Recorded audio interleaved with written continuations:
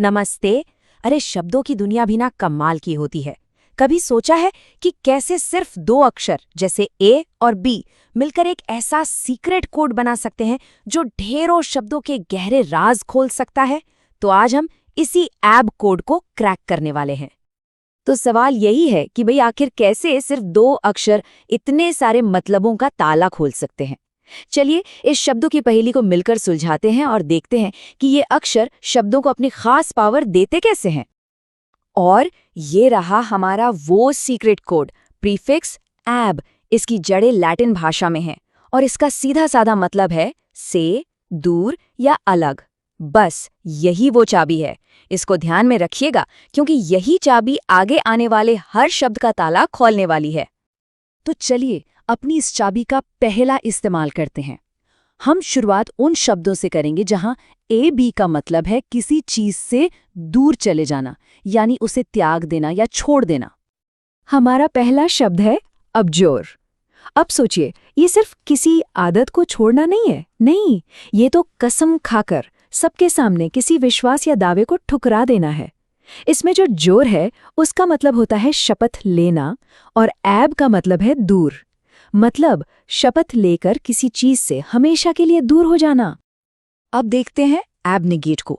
अगर एबजोर एक public announcement है तो एबनेगेट एक बहुत ही पर्सनल, एक खामोश फैसला है। यहाँ कोई इंसान खुद को ही किसी सुख या इच्छा से दूर कर लेता है। ये एक तरह का आत्मत्याग है। तो देखिए दोनों में फर्क कितना साफ है। अबजोर एक बाहरी कानूनी एक्शन जैसा है, जैसे अदालत में कोई बयान देना, और वहीं एबनेगेट एक अंदरूनी, एक निजी फैसला है, जैसे चुपचाप किसी आदत को छोड़ देना। एक का ताल्लुक दुनिया से है तो दूसरे का खुद से। तो त्यागने से अब थोड़ा आगे बढ़ते हैं। अब हम उन शब्दों को देखेंगे जहां अब का मतलब सिर्फ दूर जाना नहीं, बल्कि किसी चीज को एक्टिवली हटाना या जड़ से खत्म कर देना है। इसमें पहला शब्द है एब्रोगेट। ये एक बहुत पावरफुल शब्द है जिसका इस्तेमाल किसी कानून, संधि या अधिकार को ऑफिशियल तौर पर रद्द करने के लिए किया जाता है। ऐसा समझिए कि मानो उसे कानून की किताबों से फाड़कर कहीं बहुत दूर फेंक दिया गया हो। और फिर आता है अबॉमिनेट। ये सिर्फ नापसंद करना नहीं है, नहीं, ये किसी चीज से इतनी ज्यादा और गहरी नफरत करना है कि उसे अपनी नजरों से हमेशा के लिए दूर कर देने का मन करे। मतलब ये घृणा की हद है। इस वाक्य में जो इमोशन है ना, उसे महसूस कीजिए। यहाँ घृणा शब्द की जो ताकत है, अबॉमिनेट, उस भाव को एकदम सटीक तरीके से पकड़ता है। एक ऐसी भावना जो किसी चीज को बिल्कुल भी बर्दाश्त नहीं कर सकती। हमारा अगला शब्द है अब्रेड, और ये हमें इमोशंस की दुनिया से निकालकर फिजिकल दुनिया में ले आता है। इसका सीधा सा मतलब है किसी सतह को रगड़कर या घिसकर दूर कर देना, जैसे रेगमाल लकड़ी को घिसता है। यहाँ ए बी का मतलब बिल्कुल क्रिस्टल क्लियर है। तो हमने त्यागने और हटाने वाले शब्दों को देखा। अब हमारी तीसरी और आखिरी कैटेगरी उन शब्दों की है जो दूर होने की हालत या सिचुएशन को दिखाते हैं। यहाँ अब दूरी या फिर किसी अचानक बदलाव का इशारा देता है। ये शब्द तो बहुत ही शानदार है। एबोरिजिनल का मतलब अक्सर मूल निवासी होता है, पर इसके टुकड़े करके देखिए। एब यानी से और ओरिजिन यानी उत्पत्ति। तो इसका असली मतलब हुआ वो लोग जो किसी जगह की उत्पत्ति से ही वहां मौजूद हों। मतलब कितना लॉजिकल है ना? और यही उत्पत्ति से वाला आइडिया हमें शब्दों के एक पूरे परिवार से मिलाता है।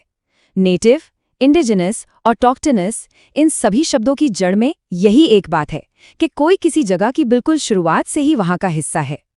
अच्छा, अब बात करते हैं अबॉर्टिव कोशिश की। ये एक ऐसी कोशिश होती है जो अपने लक्ष्य तक पहुंचने से पहले ही रास्ते से दूर भटक जाती है, यानी अधूरी या नाकाम रह जाती है। और अब्रप्ट का क्या मतलब हुआ? इसका मतलब है किसी सीधी साधी चलती हुई चीज का अचानक से टूटकर अलग हो जाना, जैसे कोई बातचीत चल रही हो और अचानक खत्म हो जाए, एक झटके वाला बदलाव। इस शब्द को समझने का सबसे अच्छा तरीका है इसकी तुलना इसके उल्टे शब्दों से करना। जहां एक तरफ सब कुछ धीरे धीरे और आराम से हो रहा है, वहीं दूसरी तरफ है अब्रप्ट, अचानक, बिजली की तेजी से। ये कॉन्ट्रास्ट ही इसके मतलब को एकदम साफ कर देता है। और इस कैटेगरी का हमारा आखिरी शब्द है एब्सकॉन्ड। सोचिए, कोई है जो चुपके से अचानक भाग जाता है। क्यों? ताकि वो पकड़े जाने से या सबकी नजरों में आने से दूर रह सके। इसमें राज और रफ्तार दोनों का मजा है। तो हमने देखा क्या? हमने देखा कि कैसे सिर्फ एक छोटे से प्रीफिक्स अब को समझना कितने सारे शब्दों के दरवाजे खोल सकता है। ये सिर्फ एक शब्द नहीं बल्कि पूरी वोकैबुलरी की एक चाबी है।